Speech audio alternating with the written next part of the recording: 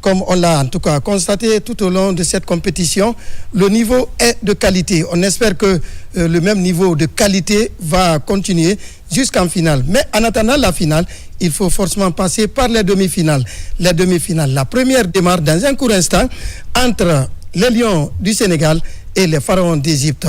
Pour parler de cette première grande demi-finale sur ce plateau, j'ai à mes côtés deux éminents journalistes sportifs. On va commencer par le doyen, certainement, Omar Ndiaye. Omar Ndiaye, bonsoir. Voilà, bonsoir ici à Gassila. Bonsoir à nos millions de téléspectateurs qui ont choisi la télévision nationale pour cette Coupe d'Afrique des Nations au stade demi-finale numéro 1. Voilà. Et puis Hamid Bangoura, Hamid, bonsoir. Bonsoir, mon grand Isiaga, et bonsoir à tous ceux qui nous suivent à travers le monde. Je précise que c'est notre confrère de 6 Médias, hein, la panafricaine du sport, une télé thématique. Alors quand c'est la question nationale, c'est la Guinée tout court. Oui. Mesdames et messieurs, on va ouvrir portes et fenêtres de ce plateau demi-finale. On l'a dit, hein, Hamid, l'affiche, elle est alléchante entre l'Égypte et le Sénégal, deux formations qui se connaissent parfaitement. Et qui s'étaient d'ailleurs affrontés en finale de la CAN en 2021. Oui. C'est pour ça qu'on a quelque part l'impression que c'est une rencontre aux allures de revanche. Oui. Pour les Égyptiens en tout cas. Et les Sénégalais, ce sera peut-être l'envie de confirmation. On verra ce que ça va donner sur le terrain. Mais je pense que sur les dernières années, on n'a jamais été autant gâtés. Hein, parce que les demi-finales, que ce soit la première ou la deuxième, le niveau est très relevé. Oui. C'est pratiquement tous des vainqueurs de la Coupe d'Afrique des Nations, même si ça date quand même pour le Maroc. Oui. En 76, remporté face à la Guinée. Oui. Mais c'est bien d'avoir des équipes comme ça qui sont vainqueurs de la CAN et qui sont en très bon état de forme. Quand on regarde à leurs effectifs, c'est des équipes de qualité. Et on espère, comme vous l'avez dit, que ça sera une belle fête de football et que l'arbitrage surtout sera au top. Ah, l'arbitrage, hein, malgré la technologie de pointe, l'homme reste toujours au centre. On aura l'occasion d'en parler, l'arbitrage dans cette CAN, parce qu'aujourd'hui, il y a le ballon qui a une puce, et quand ça dépasse largement la ligne de but, il y a une montre au niveau de l'arbitre qui vibre, il y a la VAR, mais on constate que l'homme est toujours au centre. Et la netteté, c'est encore un idéal. Mais on va parler de notre plat du jour. C'est le choc. 15e confrontation entre le Sénégal et l'Égypte. Vice-versa, les deux équipes se battent régulièrement entre elles. Bon, on va essayer un peu de parler de ces statistiques. Sur 16 confrontations, il y a 6 victoires pour le Sénégal. Oui. 8 victoires pour l'Égypte et 2 matchs nuls. On va aller dans les détails. Oui. En Coupe d'Afrique des Nations, les phases finales, sur les 5 matchs, le Sénégal a 3 victoires, l'Égypte a 2 victoires. Oui. Quand vous allez dans les qualifications pour la Coupe d'Afrique des Nations, c'est 4 matchs. Là, le Sénégal a 2 victoires, l'Égypte 1 victoire et 1 match nul. Donc, en éliminatoire de la Coupe du Monde, il y a eu 4 matchs. Et sur ces 4 matchs-là, l'Égypte a 2 victoires, le Sénégal 1 victoire. Et puis, il y a un match nul. Les matchs amicaux, sur les 2 matchs, l'Égypte a gagné les 2 matchs. Pour les Jeux africains, c'est un seul match, l'Égypte l'a gagné. Donc, vous voyez, 6 victoires pour le Sénégal, 8 victoires pour l'Égypte, c'est très serré. Et maintenant, si vous prenez les 2 dernières éditions ou ces derniers temps sur le plan psychologique, le Sénégal part un peu avec la faveur des pronostics, étant entendu quand vous gagnez une finale, quand vous éliminez l'adversaire en Coupe du Monde. Donc, sur le plan psychologique, l'équipe, en tout cas, est mieux lotie pour pouvoir exprimer sa suprématie ou sa supériorité face à cette équipe de l'Égypte.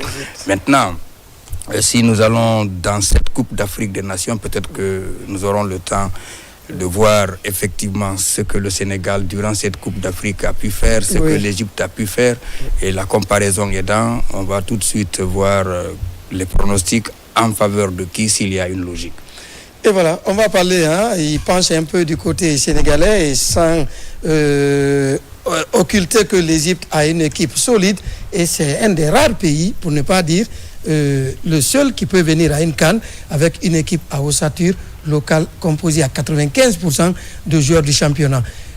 Si on met dans la balance les 2 effectifs, est-ce que vous voyez autre chose que Coton Ndiaye pour dire que, Oumar Ndiaye, j'allais dire, pour dire que l'Égypte, il ne faut pas totalement casser les pyramides, ça encore, il y a du répondant.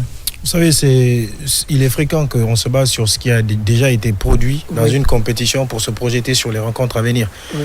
Mais je pense que ça peut aussi constituer un piège pour un tel type de match Sénégal-Égypte. On sait que l'Égypte, c'est une équipe qui est habituée à souffrir, qui est capable de lâcher le ballon à l'adversaire, rester fidèle à ses plans, procéder en contre-attaque ou procéder sur coup de pied arrêté pour faire mal à l'adversaire. Mais quand on regarde sur les prestations qui ont été produites, on trouve que le Sénégal est plus séduisant. Mais n'empêche qu'il y a quand même quelques failles, des réglages à opérer et surtout des lignes sur lesquelles il va falloir être très attentif. Parce que sur certains matchs, ils ont montré quelques signes de déconcentration. Ça, c'est la première chose que je relève. Et la deuxième chose que je relève, c'est que parfois le Sénégal se crée beaucoup d'occasions, mais n'en concrétise pas autant. Sauf face à des équipes de niveau assez faible comme le Botswana par exemple. Mais au-delà de ça, on les a vus face au Mali où ils n'ont marqué qu'un seul but alors que le Mali était quand même réduit à 10. Donc sur ce type de match, il va falloir faire attention à concrétiser toutes les occasions que vous procurez et surtout ne pas faire preuve de concentration parce que les équipes comme l'Égypte, voilà tout ce qu'ils recherchent. Sur coup de pied arrêté, ils peuvent vous punir, sur contre-attaque, ils peuvent également vous punir. On parlait tout à l'heure du Sénégal, comme vous l'avez dit. C'est l'équipe qui a mieux cadré ses tirs. Pas moins de 42 tirs cadrés. Et face à une défense égyptienne qui est parmi les meilleures défenses de cette compétition, avec une solidité défensive remarquable.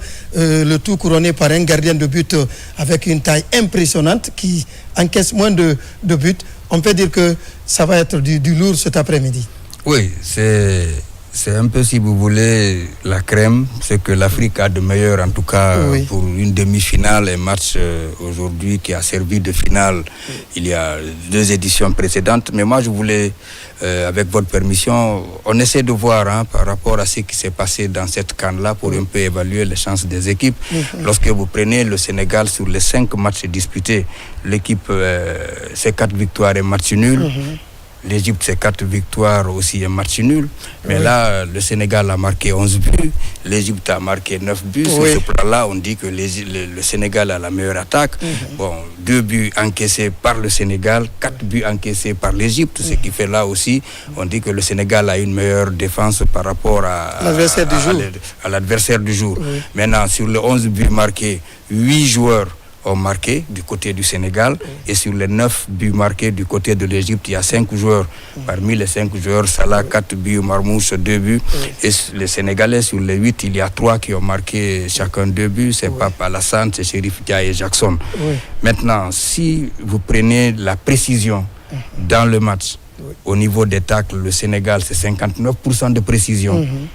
L'Égypte, 51%. Là aussi, vous voyez le Sénégal, les duels, 55% de précision pour le Sénégal, 53% pour l'Égypte, les passes 2550 du côté du Sénégal, 2304 pour l'Égypte, les longues passes, précision 56% pour le Sénégal, 46% pour l'Égypte, les précisions dans tout, c'est 87% pour le Sénégal et puis 81% pour l'Égypte. Donc, toute comparaison faite, même jouer à gauche, jouer à droite, les précisions sont beaucoup plus, le pourcentage est supérieur à celui de l'Égypte, sauf quand il est question de jouer de l'avant ou alors jouer en avant, l'Égypte domine là le Sénégal. Donc vous voyez, par rapport à cette comparaison, on va tout de suite se dire, bon, le Sénégal, en tout cas, part avec la faveur des pronostics.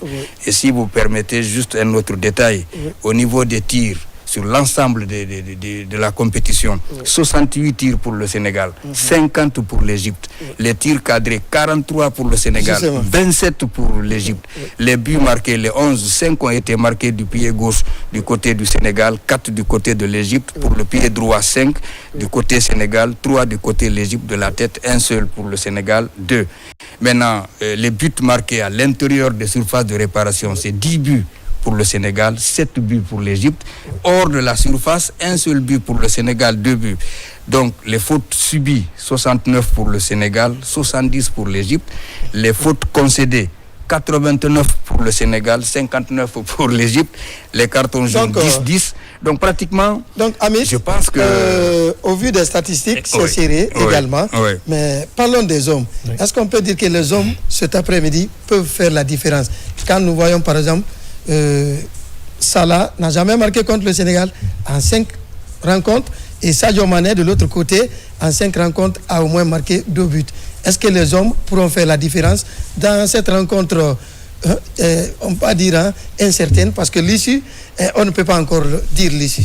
Forcément, les hommes, d'ailleurs tout va se jouer sur eux parce que même les plans que les entraîneurs mettent en place, les systèmes, les animations, ce sont eux qui sont les acteurs majeurs de ces animations.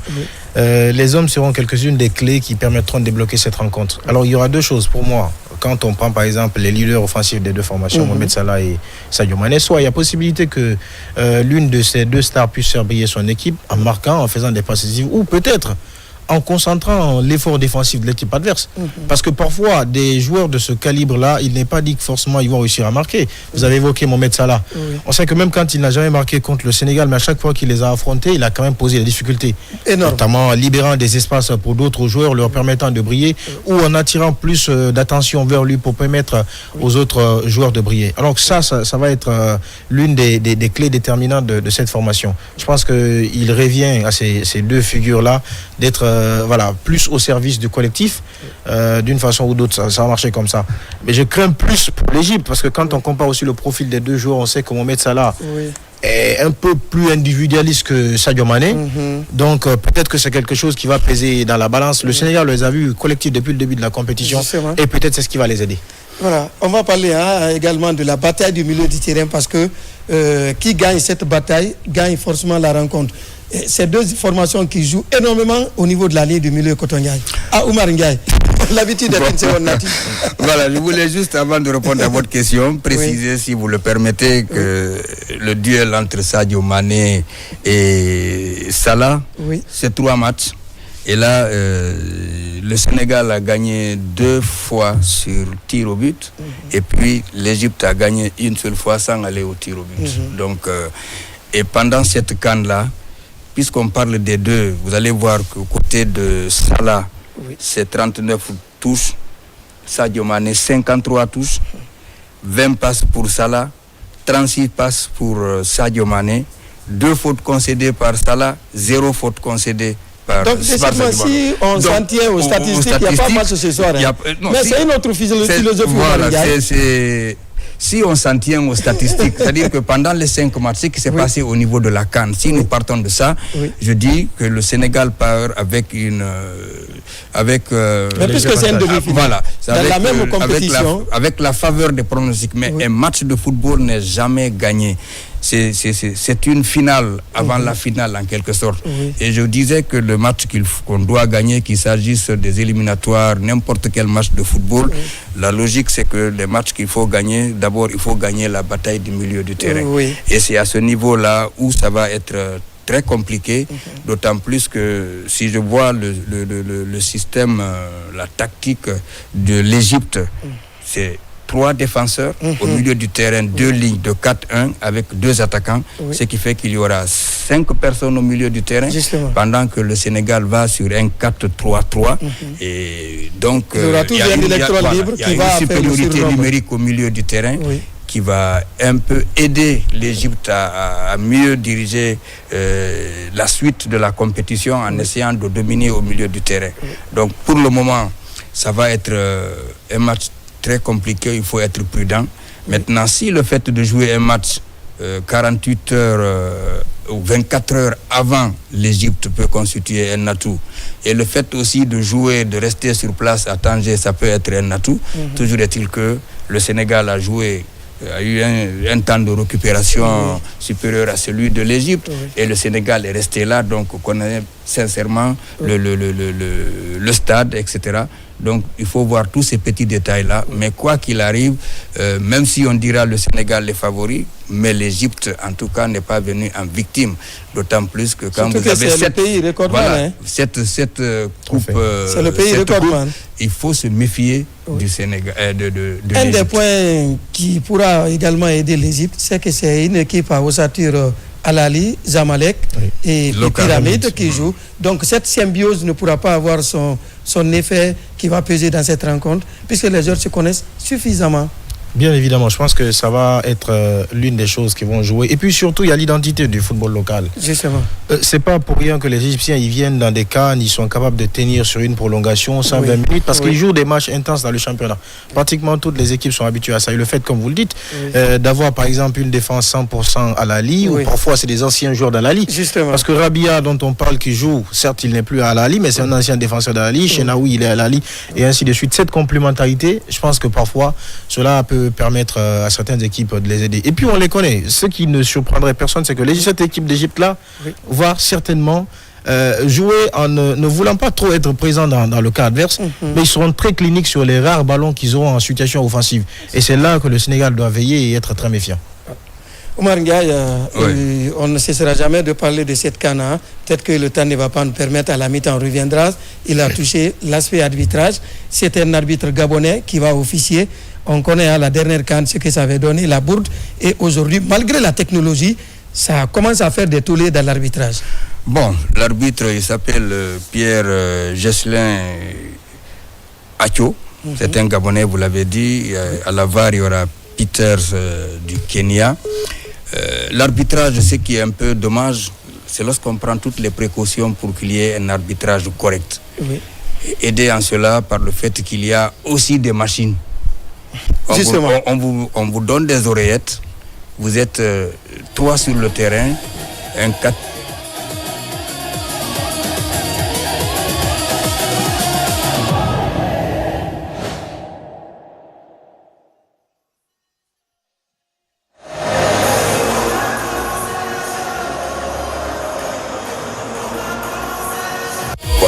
Ça, quand on est aidé par la machine, Hamid, moi je remarque que l'homme est toujours au centre de l'émotion en matière de football.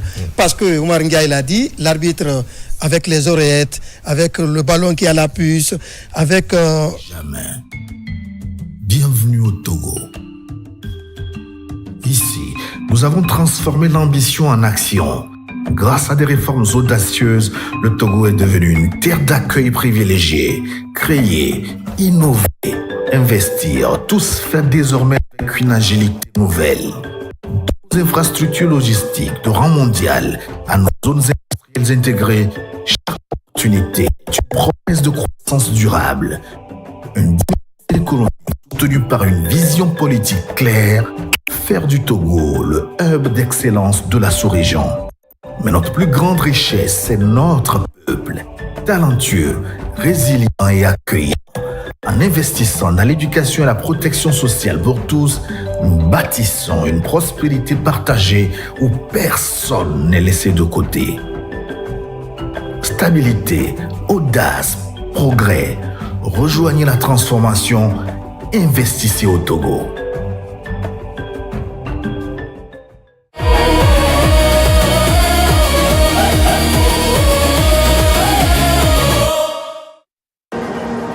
Voilà, et on va tout à l'heure partir à Tanger pour les 45 premières minutes.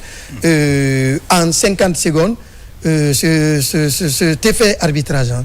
Je pense qu'il faut être très exigeant. Il n'est pas trop complaisant dans le choix des hommes, comme je l'ai dit. Et il faut aussi surtout sanctionner quand il y a des erreurs pour que les autres sachent que quand ils sont sur le terrain, ils sont très scrutés.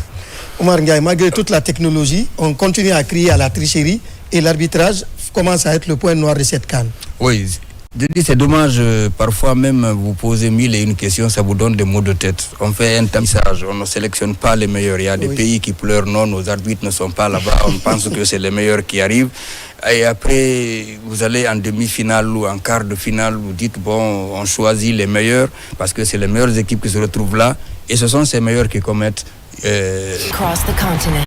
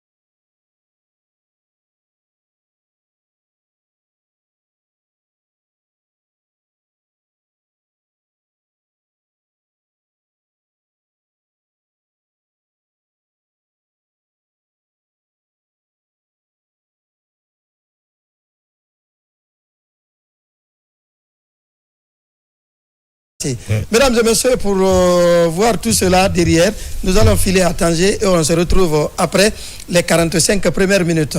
À très vite.